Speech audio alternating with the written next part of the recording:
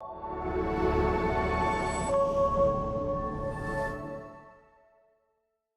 podcast is for entertainment and storytelling purposes only and is not a substitute for professional advice. Some topics may be sensitive. Please listen with care and seek support if needed. Hi, I'm Crystal Park. Welcome to Season 2 of the Because She's Adopted podcast.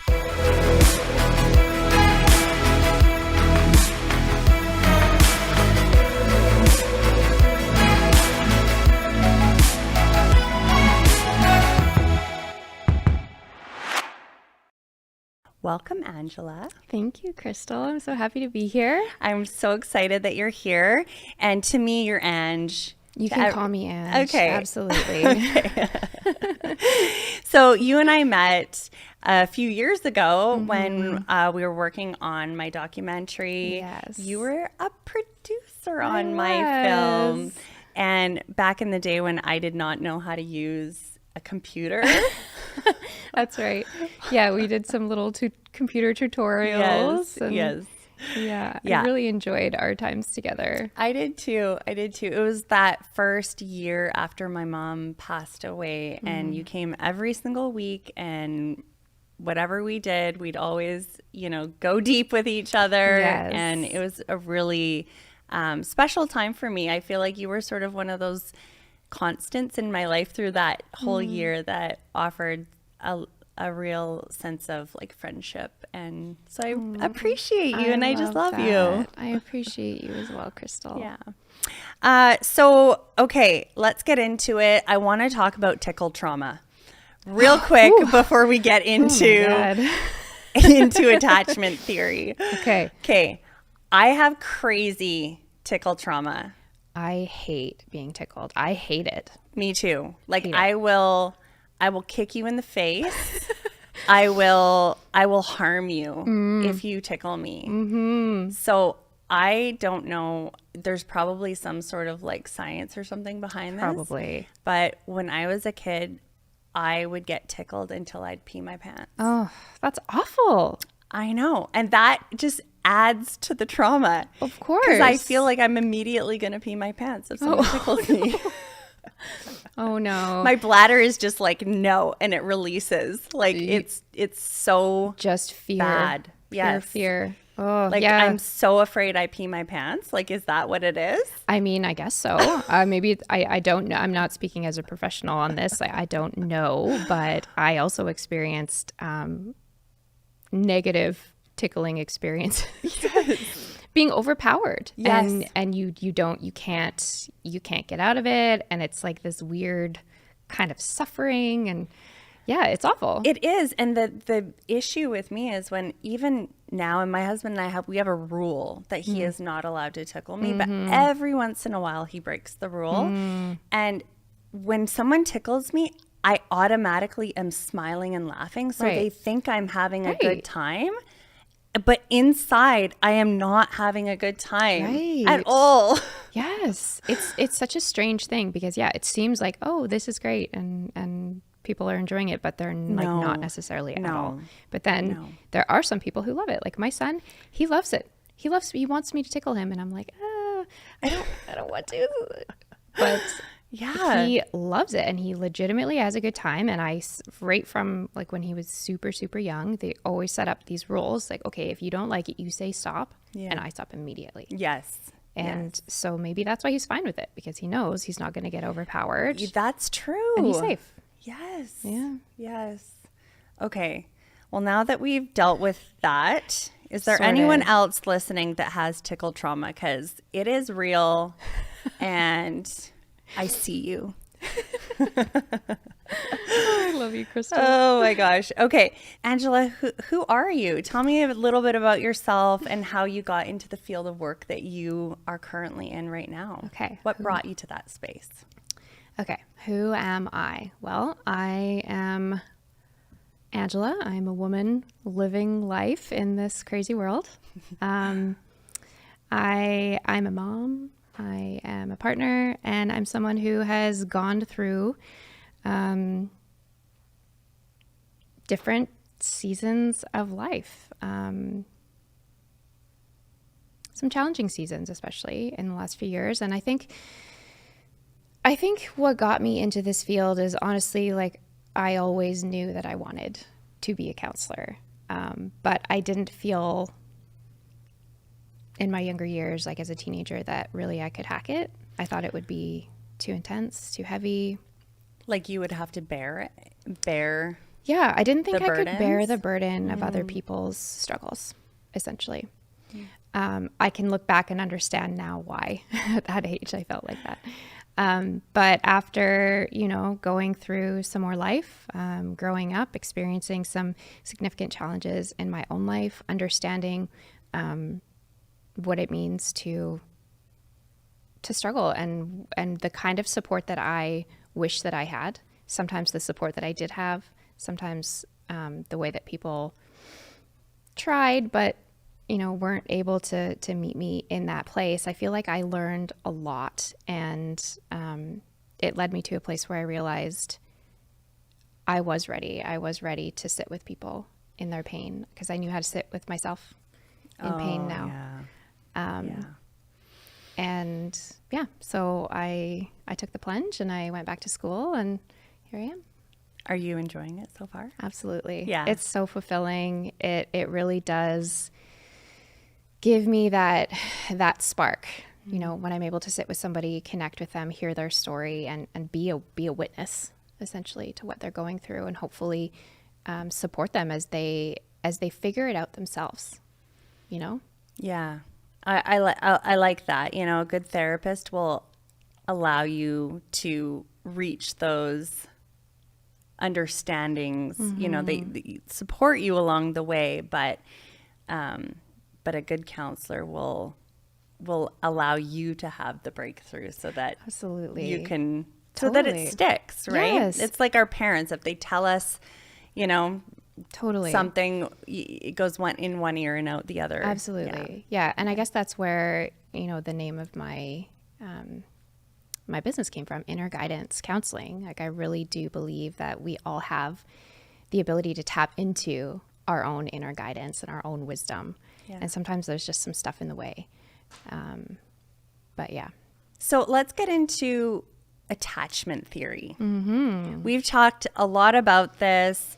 It's a very common topic now. Mm-hmm. I feel like I still don't quite fully grasp it. Mm-hmm. I know how it has played out in my own life. I can see my attachment styles.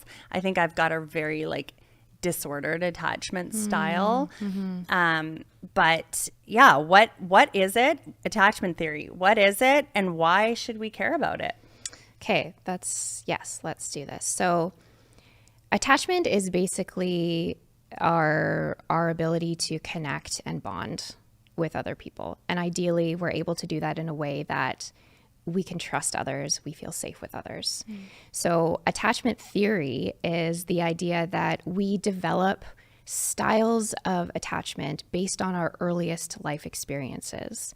So from the age of about 0 to 3, our experiences with our primary caregivers, whether they were able to show up for us consistently, whether they were inconsistent or kind of absent or really unpredictable, these experiences end up shaping, sort of providing like an operating system or a blueprint for how we then will connect with others or expect connection to others will go for us as we become adults and carry on into the world. So I've never heard that before, that it will shape how we expect interactions to go with others. Mm-hmm. Yeah, that really makes sense to me too.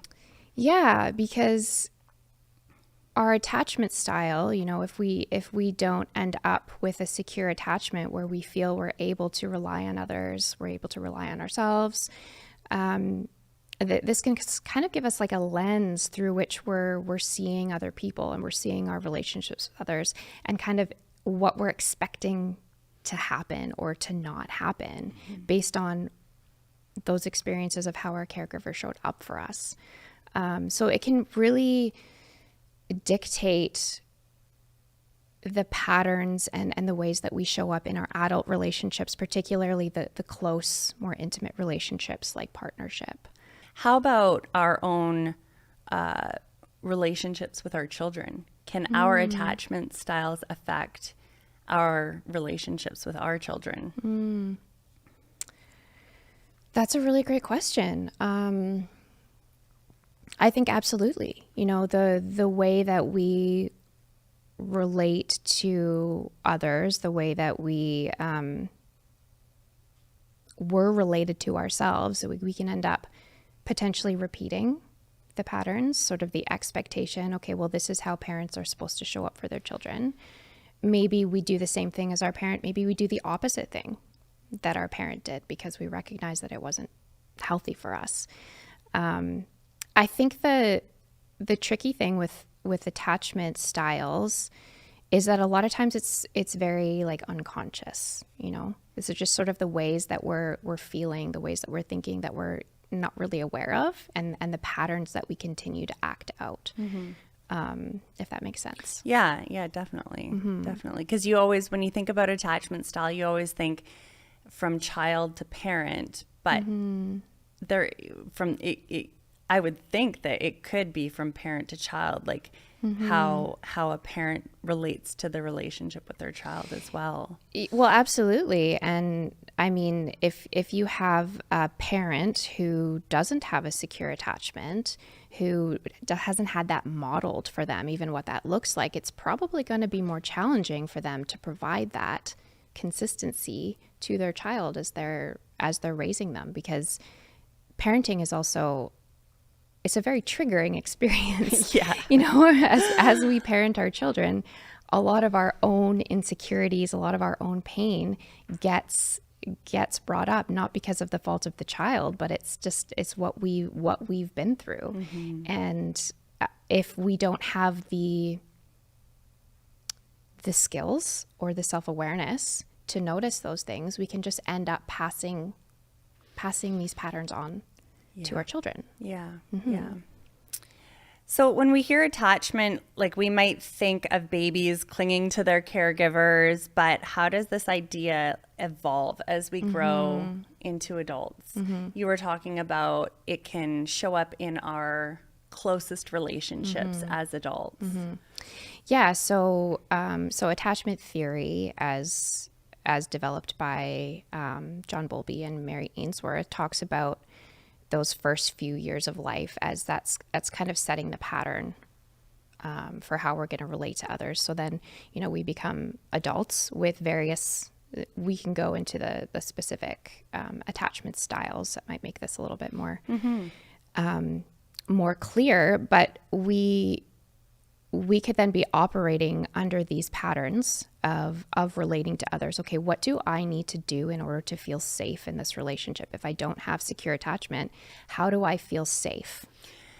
For me, there was a time where I needed to act crazy. I know that's maybe not a kind word to use, but there were times where within relationships that I really did act so erratic and insecure, really, like so insecure, doing everything I could to connect to the person that I was with. Interesting. Yeah. So would you say that when you felt like you were acting crazy, was it that a bid for connection? Was always that you wanting that person to draw closer to you, to make that effort? Can you handle me? Is that always? Yeah. Always. And I think, and I've spoken about this in other episodes, that my relationship with my husband, he was sort of the first person that was ever like, okay, you can go ahead and act like that, and I'm just going to be here by you, and I'm still going to love you, and I'm still going to accept you. Not that he would take my abuse, like not in that kind of way, but he could handle my temper tantrums, and he could stay there and be the safe, consistent, reliable, dependable person. And my behaviors weren't going to scare him away. Right. But when I look back on those experiences, it was always me. It was like a 2-year-old trying, like throwing a temper tantrum, saying, look at me, notice me, love me, see me, comfort me, you know. And that part of you that maybe didn't get that when you were 2. Yeah. Yeah. Wow. Sorry, I didn't mean to make it about me. Please. I think that I mean, that's when these things make the most sense, when we give them context, when we can think about them in terms of like real life and real experience. Yeah. I feel like the root of that too was abandonment for me, and being an adopted person.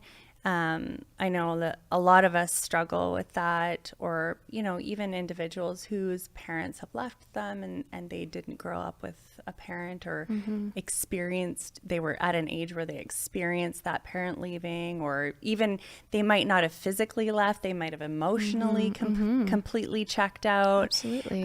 So it's interesting because the abandonment, the feeling of abandonment sends my nervous system into fight or flight, like, and most of the time fight. Yeah. And that feeling of abandonment, how do I phrase this question? You know, what does it take to feel that fear or that feeling that you might be being abandoned? Well, most of the time when I would get into that heightened state, I wouldn't even recognize that that's what it was.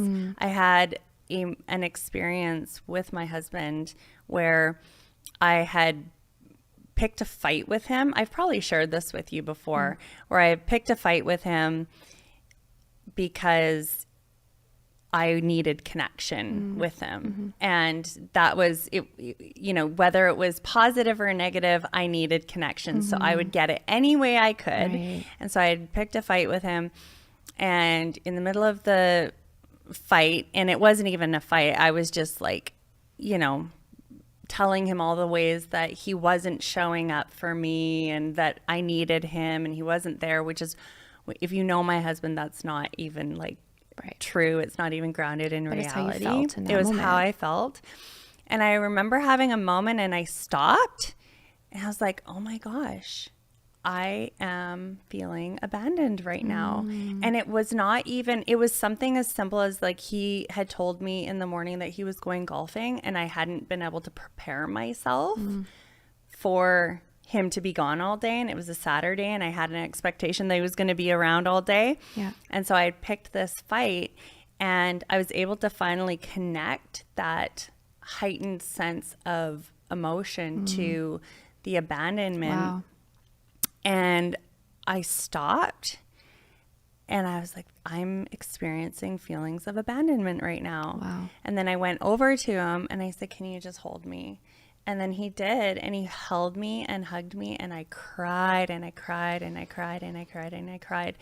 And I was just listening to another podcast recently where they said it's not enough always to just feel the emotion. Sometimes you need to pair it with something that's going to anchor you. And so I immediately thought back to that experience and thought, okay, it was that physical him holding me in that moment, feeling those feelings of abandonment, knowing that they weren't necessarily coming right from him, right? Like it was an old triggered wound. Yeah. And I feel like he anchored me in that Absolutely. space. And it was actually like I can give a direct, it was directly after that experience that a lot of my rage calmed down after that. Wow. So, wow, what an amazing experience. Yeah, it was really profound. I think that, first of all, it's amazing that you were able to have the self-awareness in such a triggered moment to recognize what was going on, because that can be really difficult. And then your husband was able to show up for you in that way. Like you recognized the kind of comfort that you needed, and he was able to offer that to you and provide such a healing experience of healthy attachment and connection. So, Crystal, did you want me to just kind of go over the 4 main attachment styles? Yes, please. Okay. Yeah, that'd be great. So we've got, first of all, secure attachment, which is the ideal. We all would like to be securely attached. This is when we're able to connect and bond with others in a way where we feel safe, we feel secure, we feel like we can rely on and depend on others. They can rely on and depend on us. We're able to be comfortable, with our own independence, taking space, trusting our own ability to, manage our emotions. We're also comfortable and confident with intimacy and being close and connected with others. So when you've had an experience as a child, as an infant, with a caregiver who reliably has showed up for you, has been able to attune to you, and in moments where we're not talking about perfection either here, I think that's important to put out there for all the parents who might be like, oh my God, you don't have to be perfect, but ideally there's repair when in moments where you're not able to show up for your child. You're able to acknowledge that and have moments of repair so that your connection is restored. And that's actually really, really healthy to have those experiences of repair and reconnection, because then the child learns that, okay, we can have a conflict and it's okay, we can move forward and it's going to be okay.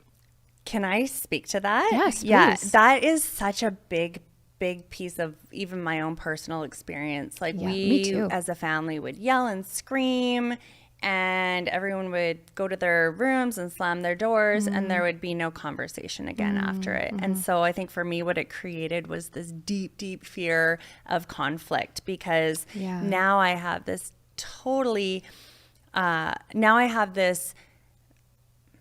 now I don't know where I stand with you. Yeah. And I don't know if you love me, if you hate me, if you're mad at me, if you like me, if you, if you accept me. Yeah. And my therapist has said, because of course I go in there and I'm like, oh my gosh, I'm screwing my kids up. And she's always said 80% is the repair. Wow. It is so important to repair. And that's one thing that I really make a point of doing with my kids is the repair piece. Yeah. And they know, and because that's been something that's modeled in our home, they repair with me. Like they'll come to me and go, you know what? I am really sorry. I was like hungry and cranky and this happened in my day, and I did not mean to talk to you like that. So that is so different from my home and my childhood home growing up. And being able to apologize and take ownership for your behavior. Like I think you need to feel safe with someone to be able to apologize that way. And so I guess what I'm trying to say is, like, that's amazing that you've created that kind of culture, that kind of space in your home that your kids can do that, and you can do that with them. Yeah. Thank you. Yeah. Thank you. Give myself a pat. Absolutely. Absolutely, Crystal. So we were going through secure attachment. Okay. So there's secure attachment. That's the ideal. Okay. But unfortunately, we don't all get that experience. So then there's 3 other types of insecure attachment that can happen. There is anxious attachment, avoidant attachment, and disorganized attachment. So let's start with anxious attachment. So this is somebody who maybe had like an inconsistency with their caregiver.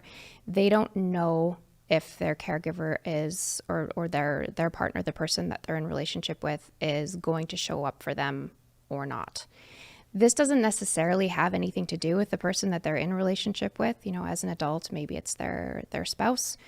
But they have a fear of being rejected or being abandoned. So this can end up looking like somebody who needs a lot of reassurance. Like, do you still love me? Are we okay? Somebody who might really overthink things, like maybe their partner doesn't text them back in the time frame that they were expecting. Oh, what does this mean? Are they losing interest in me? That sort of thing. They probably don't feel super comfortable with their own, being able to regulate their own emotions. Then there's avoidant attachment. So somebody with avoidant attachment, they probably feel pretty confident with their ability to handle their own stuff, but not confident that other people are going to be able to show up for them and be consistent with them. So they would rather sort of avoid getting too close to somebody because that puts them in a place of vulnerability. Like, okay, I can trust me. I'm good. I can handle this myself, but I don't know if you're going to be there if I need you. So I'll just do it. So this could look like somebody who starts to get uncomfortable with a certain level of intimacy. So it might be, oh, you have this promising start to a relationship with somebody, and then all of a sudden they just pull back or they ghost you because they kind of freaked out and, retreating back into themselves that way. And this could be from, experience with their caregiver who maybe like just didn't allow them to have their emotion. Yeah.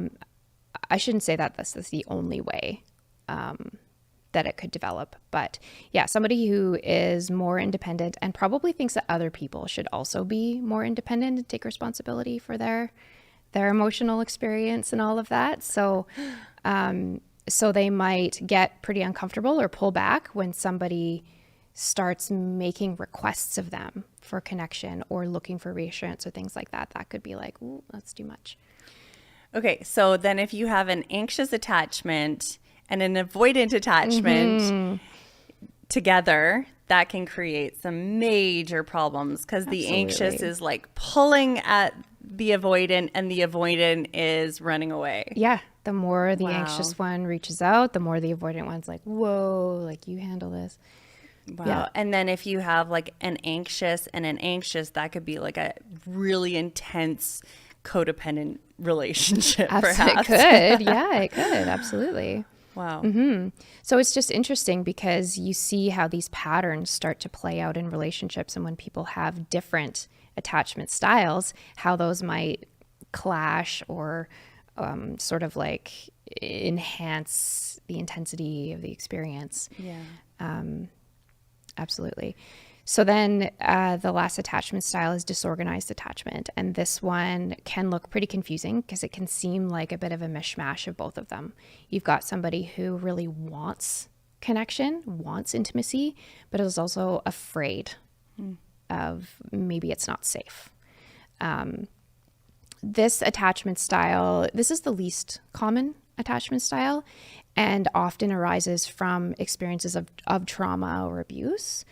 And it can leave the person feeling very insecure in relationships, not, wanting to move toward, but also needing to pull back.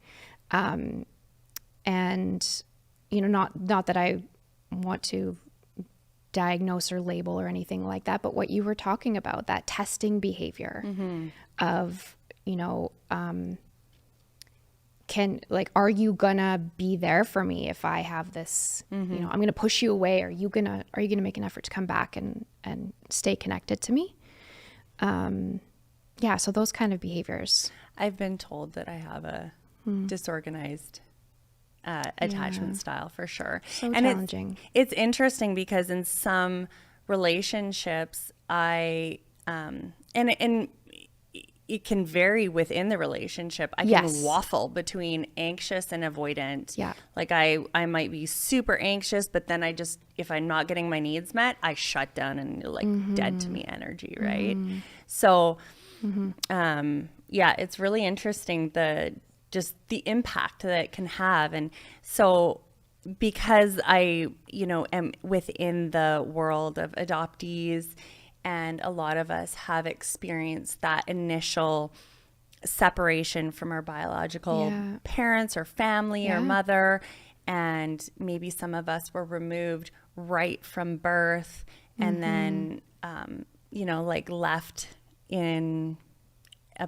in a place where they don't have a consistent caregiver. Like the thought of a newborn not being mostly held for the first few days on earth, it really, to me, is such an indication of how, our nervous systems have gotten so dysregulated because there wasn't that safety that was created. Yeah.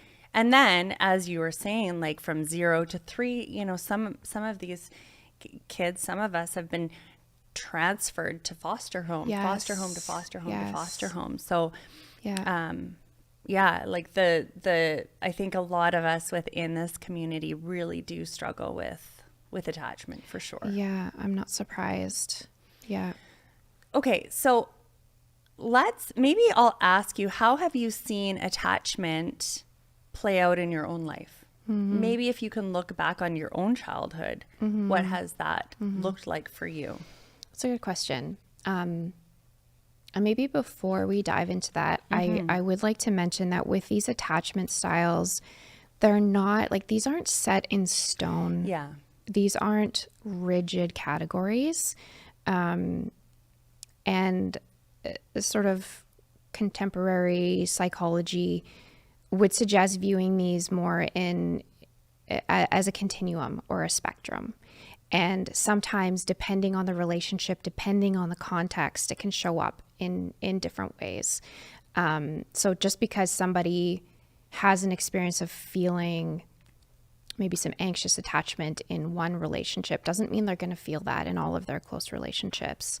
And maybe some relationships bring up more of an avoidant style of attachment. So just to keep that in mind, this is a bit fluid, Okay, so you can, and what I hear you saying is that you can actually rewrite your attachment style. Yes. Like you can heal your attachment style. Yes, absolutely. This is not a life sentence. Okay. These are patterns that develop and sort of lenses through which we see relationship.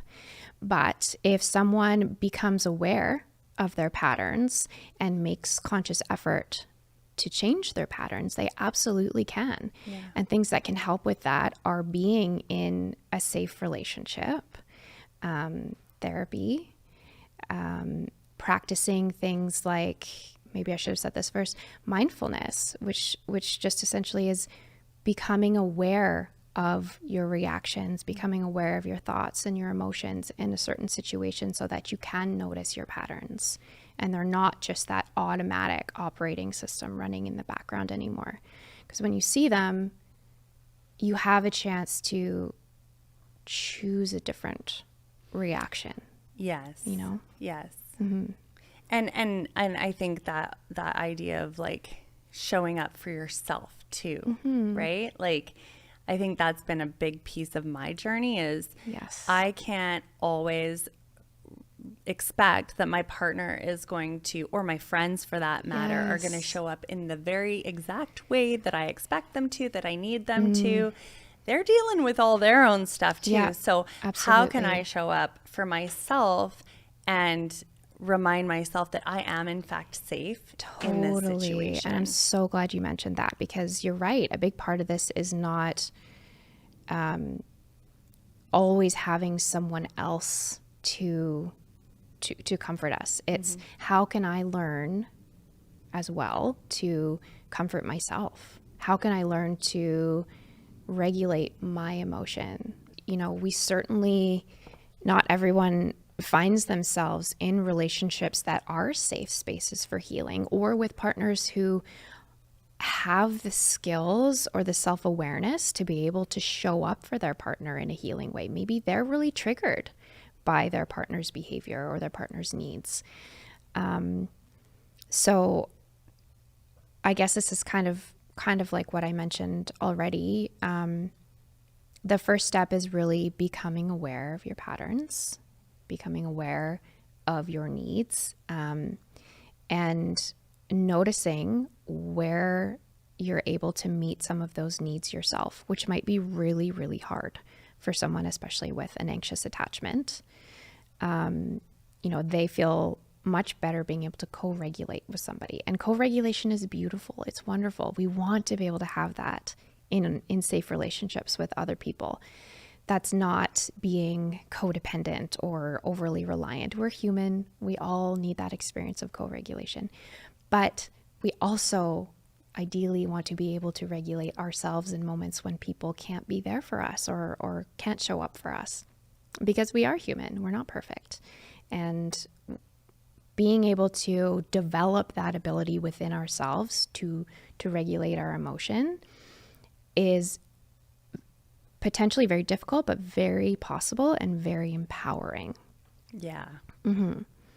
And maybe it's not totally obvious how we would do that. Working with a therapist can be super helpful, because a lot of times these attachment patterns they're not that obvious to us. They're kind of flying under the radar. And so working with someone who has an understanding of this can be really, really helpful.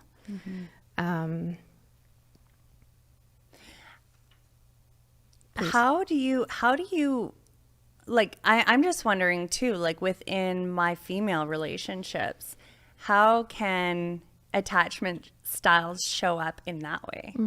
That's a great question.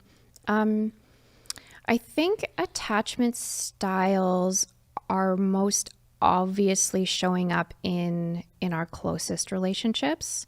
I think the easiest way to see them is in romantic kind of relationships, but they can also show up in friendships. So I guess what you're looking for is not, okay, well, what is my relationship like with that one person? It's, where are my patterns here in relationships? Am I, in my closest friendships with my girlfriends, am I really sensitive to potential, like, oh, I feel left out, or they didn't think of me, or worried if they haven't touched base for a little while, or feeling really rejected if maybe their life gets busy for a while and they're not in touch as often as we would want.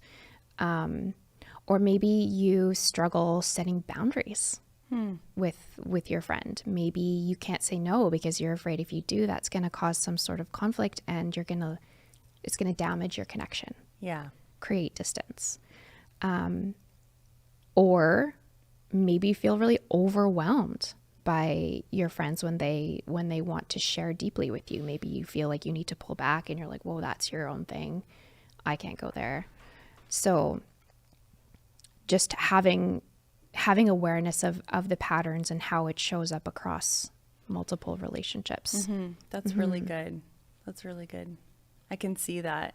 I think in my friendship relationships, I tend to be way more avoidant than I do anxious. Oh, interesting. Way more. Interesting. Yeah. Yeah.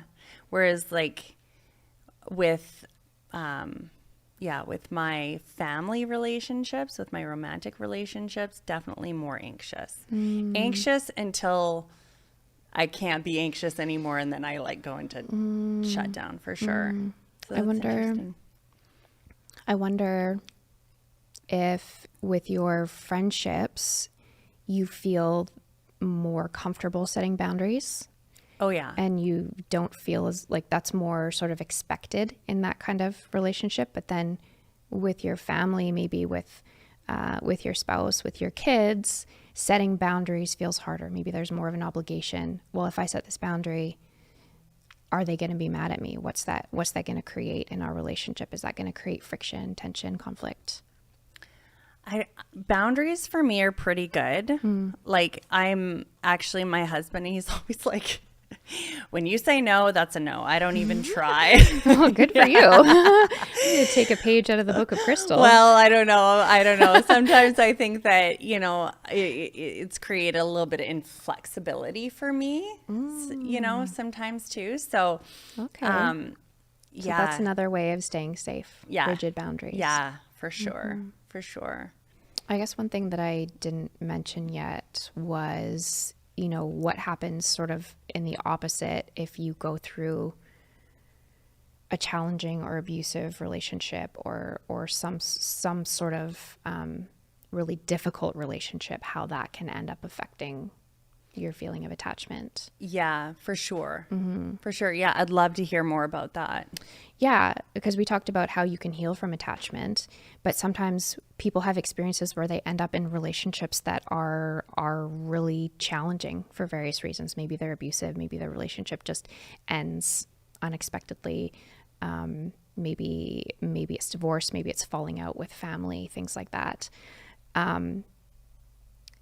How that can sort of shake somebody's potentially secure attachment. Then they might start experiencing symptoms of insecure attachment styles. And I guess I just want to mention that because that can be confusing, maybe for somebody who grew up feeling securely attached, and now all of a sudden they find themselves struggling in these ways that they didn't struggle before. So just to highlight that, and again, that's not a life sentence. It's a season, and it's an opportunity for self-reflection and hopefully the ability to find relationship with people who can sort of restore your faith in healthy connection. Working with a therapist to work through the experiences that you had that shook that sense of secure attachment. And just remembering that these things are a bit more fluid. Yeah, I would say in my first marriage, I was definitely anxiously attached. And then that ended abruptly for me. And then I got into the relationship with my husband now, and I felt like I now was playing the role of my first husband. Like I felt like I went from anxiously attached to completely avoidant. Oh, interesting. And it really was like, this is not like me, but it almost gave me a vantage point of maybe what the experience was like for my first husband, being an avoidant attachment. I can see all this now from 2020 looking back. Right. But yeah, and I think too, when we're adults and we all of a sudden have this change in ourselves, this reaction, or we're struggling in a way that we've never struggled before, it can be confusing. It's like, who am I? Why am I acting like this? I've never been like this before. Absolutely. Yeah. Maybe it shakes our confidence. Yeah. Maybe it shakes our ability to trust ourselves. Maybe we feel self-critical. Like, what is going on? Why am I acting like this? I know better. Many of us are familiar with terms like people pleasing or fear of abandonment. How do these behaviors tie back to attachment theory? And can understanding our attachment style help us break free from these patterns? So those would probably, they could show up in any attachment style. But again, it kind of comes back to what was modeled in your earliest attachment relationships with your caregiver. Did your caregiver model consistency, attunement, and the pattern that you were able to rely on, that they're going to be there for you and they're going to show up for you, or they're going to be able to repair in instances when they didn't? So if they weren't able to do that, if they were inconsistent, if they were unreliable, if they were maybe even they induced fear in you, that early experience as to whether or not our caregivers were trustworthy and safe and reliable, that kind of plays out in, like we talked about, that expectation of how other people in our lives as we grow up, other adults, are going to be there for us or not. And then the attachment styles are sort of how you cope with that. You either cope with that by, maybe not having any boundaries and looking for lots of reassurance and trying to bring people as close as you can. Or you kind of fortify yourself and you're like, no, I trust me. I don't trust other people. I'm not going to give them the chance to let me down or disappoint me or not show up for me. Or kind of a combination of both with the disorganized. Yeah. What else should we know about attachment styles? Is there anything else that you can think of that we haven't touched on yet? Maybe just to highlight again that, these aren't rigid, permanent states. Yeah. that they can be worked on with self-awareness, maybe with support of a therapist, or a lot of personal self-reflection and having an experience of being able to communicate and collaborate with a safe person in a safe relationship, someone who's willing to understand where you're coming from and what you're working through, and provide and model sort of safe, trustworthy connection. Not that they do everything for you, but that you also take responsibility for learning how to regulate your own emotion, or learning how to take the risk of vulnerability, to let somebody else in, which of course is very scary for someone who's been harmed that way, you know? And sometimes maybe that takes place in a therapeutic relationship with a counselor, someone who can offer that. So just not getting too stuck on rigid categories. And also for all the parents out there that are like, oh my God, I've totally messed up my kid. Knowing, again, just a reminder, this is not about perfection. It's about raising your children in such a way that they, this pattern of reliability is there, not perfection, pattern of reliability and repair when conflicts or ruptures in connection happen. So I think that attachment theory and thinking about attachment styles is very useful for people to recognize how their patterns are playing out in their relationships, how that's either contributing to healthy and safe relationship dynamics, or contributing to a sense of anxiety or isolation for them in relationships. And then being able to dig in with ourselves and maybe with our partners of what that looks like, and maybe how some change and healing can happen. Mm-hmm. I worried so much when I learned about attachment theory, because when my son was 15 months old and my daughters were 2 and 4, I went away to treatment for over 90 days. Mm-hmm. And so I wasn't with them, and I went from being with them consistently every single day to not being with them for 3 months. Mm-hmm. And I know that my middle child really would call for me all the time, would cry for me all the time. And so I worried that I, created some sort of, trauma to them, which I'm sure there was a trauma to them in that experience of having their mom every day and then not having their mom all of a sudden for an extended period of time. But there's, I like what you said, that the majority of the time I have been with them, and I have been consistent since that point in time. Yeah, it might have had an impact on them, but nothing is unhealable. Is that a word? Totally. It's not, they can't it's not set in stone. Yeah. None of us make it through growing up without some challenge that we need to sort of sit with and work through. And again, like we talked about, the experience of having repair, and it sounds to me like you've really created that culture in your home.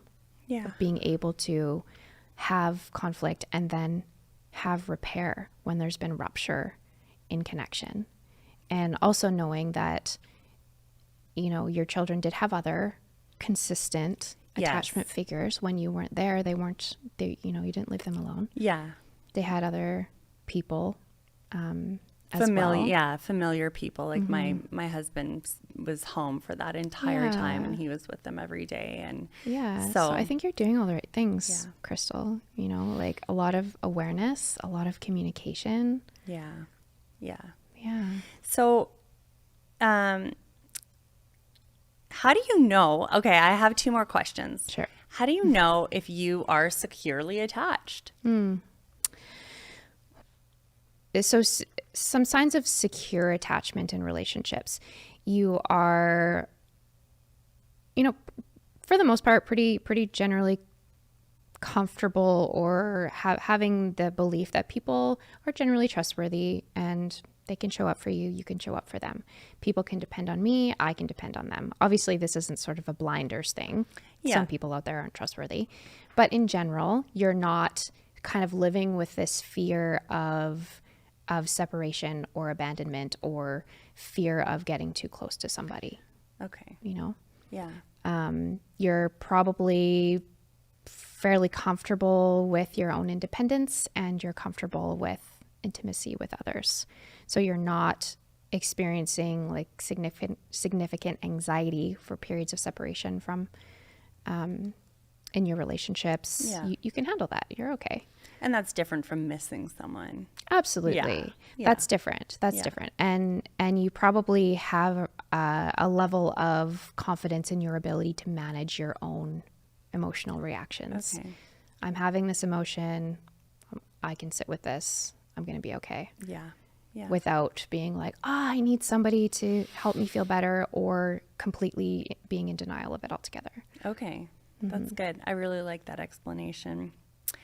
So if someone is listening and realizes that they have some work to do on their attachment style, where do they start?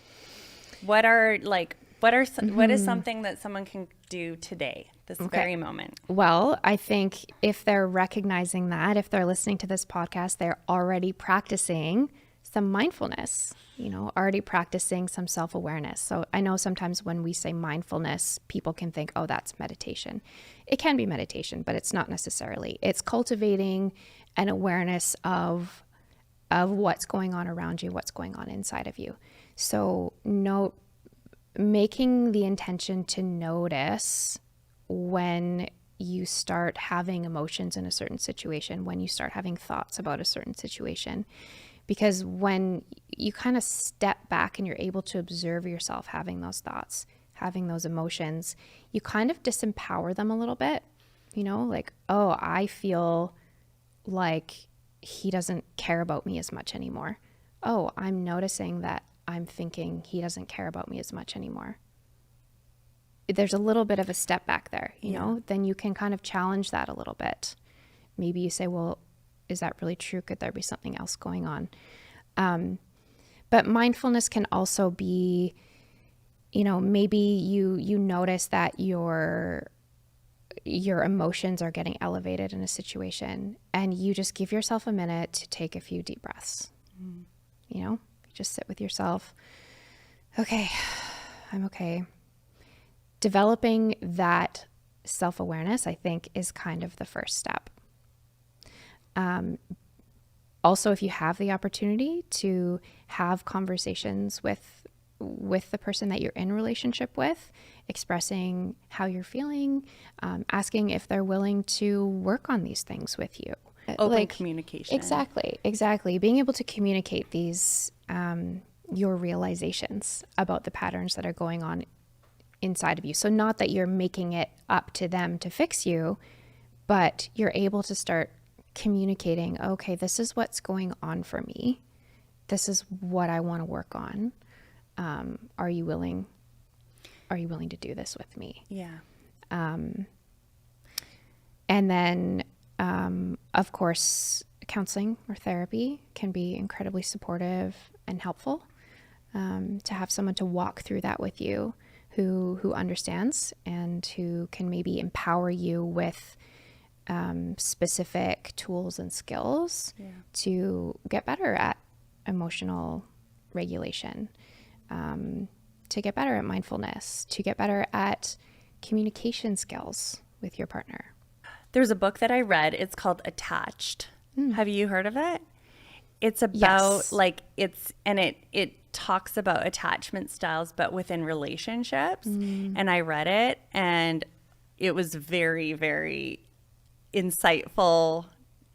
Just looking back on past relationships gave me a lot of insight, really helped me to understand maybe where the breakdown was because of my attachment style. Something that has been helpful for me personally and that I like to use as sort of a lens with my clients is internal family systems. Oh, yeah. And so that's the idea that, we've talked about this probably many times, parts work, the idea that we have different parts within ourselves that might have their own sort of emotional experience, their own perspectives, and that when we're able to, recognize these parts as they're showing up in our lives, we can work with them to help these parts to find healing and offer them maybe the love and the compassion that they didn't get. And that for working with attachment can be, for some people, a really powerful approach to finding healing. Yeah, that's definitely something I've done within my therapy and within my trauma therapy as well. It was combining the internal family systems. Yeah. And what was your experience with that? Oh, it was honestly one of the most, it's a practice that I can actually practice with myself by myself, which is so empowering. Yes. And we should do another episode on that because it is so good. It is such good stuff.